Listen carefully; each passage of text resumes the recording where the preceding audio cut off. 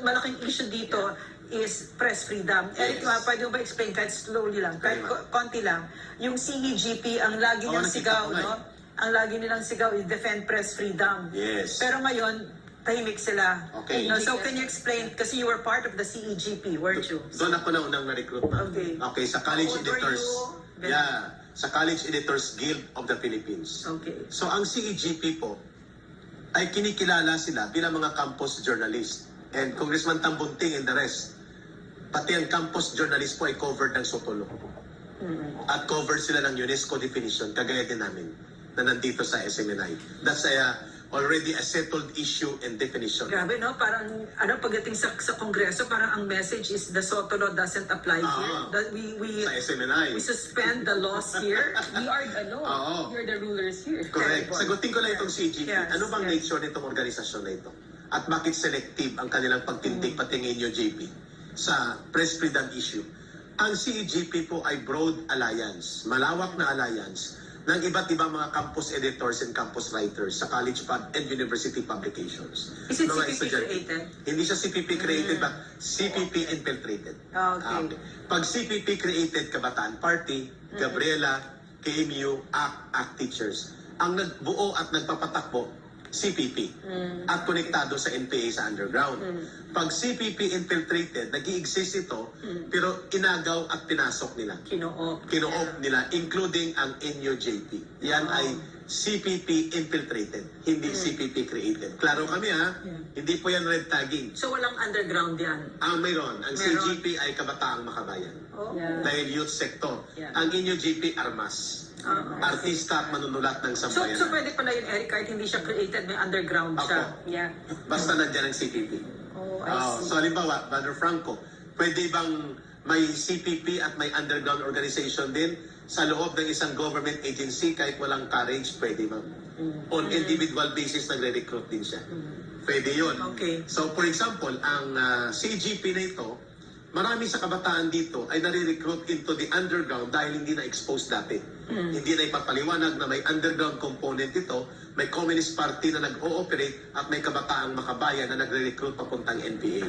Ngayon ang CGP, tanong ni Ma'am Lorraine, bakit hindi sila naninindigan sa press freedom pagdating dito sa issue ng SMNI? Sapagkat ang namumuno nito at ang nagpapatakbo ng kanyang mga campaigns ay mga kadring kabataan ng CPP.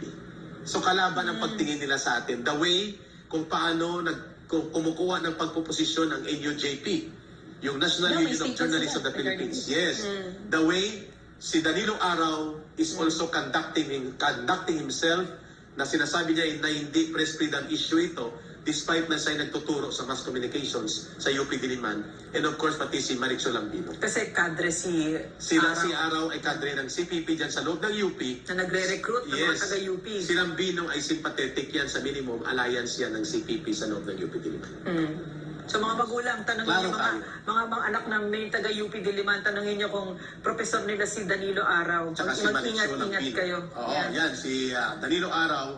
At malinaw po na ang CGP ngayon ay co-opted ang kanyang leadership at infiltrated ng CPP. Doon ako nanggaling, doon ako na-recruit. At sino po ang batch ko na namumuno ng CGP? I was the regional chairman of CEGP sa Panay Island, covering Aklan, Capiz, Antique, Guimaras, Iloilo City, Iloilo Province. Ang national president, si Teddy Casino. Wow. Quick question. How old were you nung na-recruit ka sa CEGP? I was 18 years old. No, but because you really wanted to write, hindi mo alam na CPP yon. Hindi po. Hindi mo alam yon. Tapos paano ka dinahandahan, Eric? Si Randy Malayaw, na naging consultant ng NDF, at siya ang tinatawag na si Salvador del Pueblo. Yun ang kanyang koda o nom de guerre bilang tagapagsalita ng NDF sa Cagayan Valley. Anong nom de guerre ni Teddy? Si Teddy Casino. Esquinolis. Esquinolis. Si Teddy Casino ay hindi talaga ng NPA pero Communist Party cadre yan. At siya po ang kapanahunan namin na namuno ng CEGP at yan pong dahilan kung bakit marami akong alam kung ano talagang background niya. Bakit niya tayo dinemanda, Eric? Kasi gusto niyang mapatigil at mabusalan tayo sa pag-expose sa bayan, sa bagong alyansa Makabayan at sa kanya. And we hope na malalaman ng taong bayan na kung ano talagang organisasyon na ito sapagkat pagdating sa totoong issue ng press freedom, siniselect lang nila ang kanilang paninindigan, what is convenient and what is favorable to them. Brother Franco, Ma'am Lorraine, yan po ang dahilan dahil nandyan po ang CPP sa loob ng organisasyon na ito. Yes, right. Direct. Gosh. At Dagdag pa lang kasi kung di ako nagkakamali ka, Eric, may itong CGP, NUJP. Minsan ng CGP, talaga sa sektor to ng ng mga kabataan, ng estudyante. Kahit na hindi ka directly ma-recruit doon sa underground, pero yung influence kasi nila sa mga manunulat, ginagamit din kasi ang material. Meron ako mga kilala na gano'n na hindi sila talaga total recruit, iba sa kanila aktivista lang, pero dahil sa galing din nila magsulat, di ba pinapagawa sila ng mga statement, hanggang doon sila inuunti-unti. So ang sinasabi natin dito, yung crucial, no, tsaka yung komplikasyon din. Ano ibig sabihin nga, Ina? Hindi nila alam na CPP. Hindi pa nila alam. Meron mga, kumaya. kasi ganito yung Mga ganon. Ma'am Lorraine ka, sila kumaya.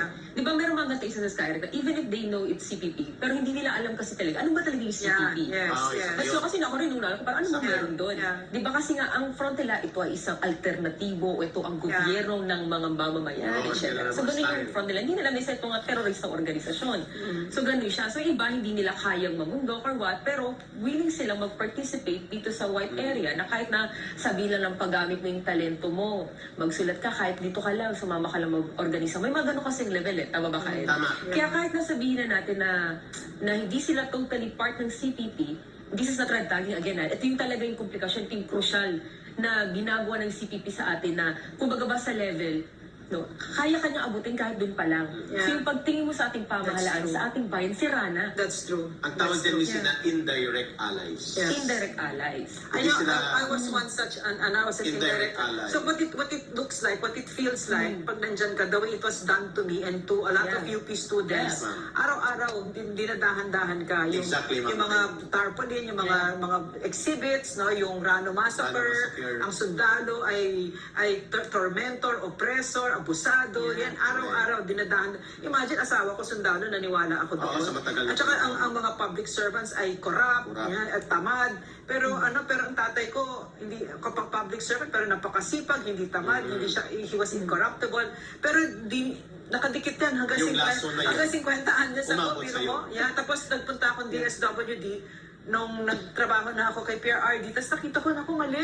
Ang galing-galing ng mga public servants, talagang very humble, very hardworking. So, ganun, bit-bit mo yung hatred na yan, yung mga kasinungalingan nila na brainwash ka. So that's what it feels like for the vast majority of Filipinos na hindi mo alam CPP yan, pero nagagamit ka. Parang kumbaga woke. Kahit sa woke ka. matagal na Yes. panahon, walang nagpaliwanag. Wala One word lang. nagpaliwanag. Yes. Wala. Di ba sa mga publication sa mga paaralan? Kasi natatanda ko na personal ko itong experience, no, yung pag sinasabi nga progresibong pananaw sa ating Yun, lipunan. yun. Yun kasi Mga yung narrative words. nila, di ba? Oo. Yung ibang mga estudyante, hindi pa nila alam yan kasi nga tinataniman unti-unti. Kasi parang yung narrative na yung pagiging critical, napaka-importante yan sa ating demokrasya. Yeah. So yun yung sinasabi natin, mula di, maraming di ba, school of thoughts, maraming way, no, para makita natin ang ating lipunan. Pero yung naging, sa personal experience, yung naging narrative kasi ng CPP, di ba, yung mga aktivista na yan, sige, mga aktivista lang yan sila sa una. Pero again, doon nagsisimula. Yung pakikipaghamig, yung pakikipagdiskusyon, yung ibig tinatawag natin, o pag-usapan natin itong nangyayari ngayon. So ito yung binibigyan natin na, para maging cautious kayo, lalo na yung mga magulang sa mga kabataan. Kasi di ba, kung nakakita kasi talaga ng isang tao na parang, ay, ang galing niya. Galing Critical magsulat, siya galing magsalita. Galing magsalita, magsulat, di ba? Yun pala.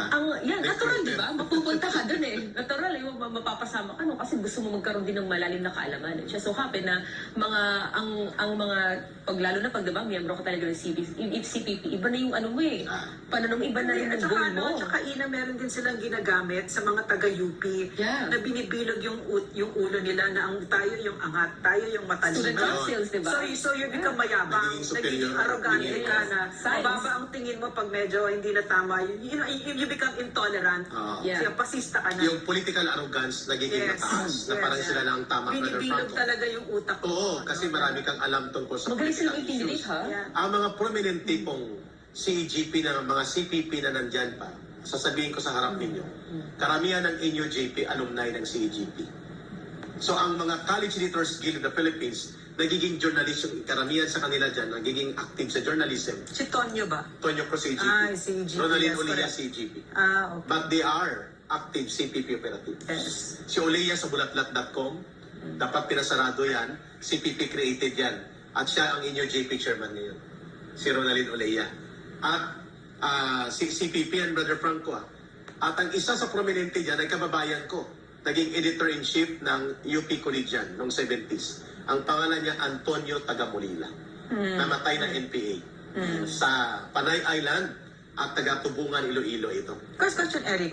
So, CEGP ka, tapos paano ka dinahandahan? Can you just explain? Okay. Paano ka naging CEGP, tapos biglang NPA ka na? Paano nangyari yun? Kasi briefly, Brother Franco Manorin, Miss Ina, Yeah. mga kababayan, may program sa loob ng Youth Student Sector Recruitment na kapag ikaw ay nakitaan ng potensyal na maging leader, within 3 months to 4 months, pinaprograma kang i-recruit sa Without you knowing it. without you knowing it.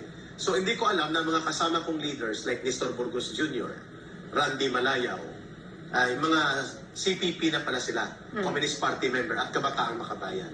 After 3 months na nakitaan nila ako ng background check at pwedeng maging leader at i-develop nila, in-invite kami sa isang boarding house. At kami binigyan ng pag-aaral na ang tawag ay PAKUM, pangkalahatang kursong masa. How old were you? 18 na. 18, okay. And ito na ngayon ang tinatawag Miss Ina na NKLRP. Yes. Maikling kurso sa lipunan at revolusyong Pilipinas. What is it? Yan ma'am ang libro First na article. sinulat ni Joma tungkol sa revolusyon sa Pilipinas. Yun yung ba yung plagiarize niya? Mula sa kay ADEC sa Indonesia. Yung tatsulok na ano. Ng mga tatsulok ng So Indonesia. dinahandaan ka na gano'n? Yes. What Mga does that tatlong MPLRP teach you? Parang ginagalit ka? Tuturuan ka, ang una pa lang na subject yan, 2 hours to 3 hours yan. Mayaman Ang Pilipinas, ngunit naghihirap ang ang mga sabayan ng Pilipinas. National situation. Yeah. So gagalitin ka na, Mag-a-agree ka talaga. yun, yung oligarkiya, yung burgesya komprador, yung Panginoong may lupa. Ang pangalawa, Brother Franco Bisina sa MKLRP o sa LRP, Lipunan at Revolusyong Pilipino na kurso, ang kasaysayan ng pananakop at ang paglaban ng sambayan ng Pilipino, history of revolution in the Philippines. Yeah. Ang pangatlo, imperialismo, feudalismo at burokrata kapitalismo ang mga salot sa lipunang Pilipino. Pero tinanggal nila ang pang-apat na ismo. Dapat 4 yan eh. Ang pang-apat doon, sila mismo. Tinago nila yun. Tinago nila yun. Tinago nila. Kaya 3 lang. Imperialismo, feudalismo, at burokrata kapitalismo. Ang panghuli, ma'am, dito ka na manunumpa pag natapos nito. Manunumpa ka sa Kabataang Makabayan, bilang underground operative at tinatanggap mo na ang NPA, ang Communist Party, at tutulong ka sa armadong pagkilos laban sa gobyerno. Ang pang-apat na kurso po na natapik nila ay demokratikong revolusyong bayan. Yes. Ang tanging solusyon sa problema ng mamamayan. Oh Arms my. Rider. Kasi And na-build online, na nila ibinibigay ito nila Raul Manuel. At ito ang nilalabanan ni Inday Sara Duterte na huwag ipakalat sa kabataan bilang DepEd Secretary. Kaya gusto nila tanggalin. Tanggalin si Inday Sara. Kaya si Franz Castro, natural. Yes. Ayaw nila na nandyan si Inday. Pag-uusapan namin yan maya-maya, pero babanggitin namin, Brother Franco, lastly, yung binabanggit ni Ma'am Lorraine, matagal na panahon na pinabayaan po itong MKLRP or Maikling Kurso sa Lipunan at Revolusyong Pilipino. Ito po ang ginagamit na radicalizing instrument sa kabataan at iba't ibang sektor, Brother Frank. Question, Eric, sa'yo. Personally lang. So what did it feel like when you were going through that? Nag-escalate siya, di ba, yung galit mo? So, ano yung pakiramdam? Kasi, di ka naman bobo, napakatalino mo. Balik Victorian to. Hindi nyo yung tinatanong. Balik Victorian to. Elementary, high school, no? Ganyan. So anyway, ano yung pakiramdam mo nung ginaganon ka? Kasi gusto natin pakita sa mga magulang, ito yung ginawa sa mga anak natin. Okay. Unti-unting nabubuo ang galit sa aking puso, galit sa Saka yung gobyerno. Puot sa mga mayayaman, Yeah. hatred against the rich, hatred against the powerful, hatred against the government. To the point na handang-handa na kung humawak ng armas at iwan na aking pamilya para paglingkuran ang masa na sinasabi.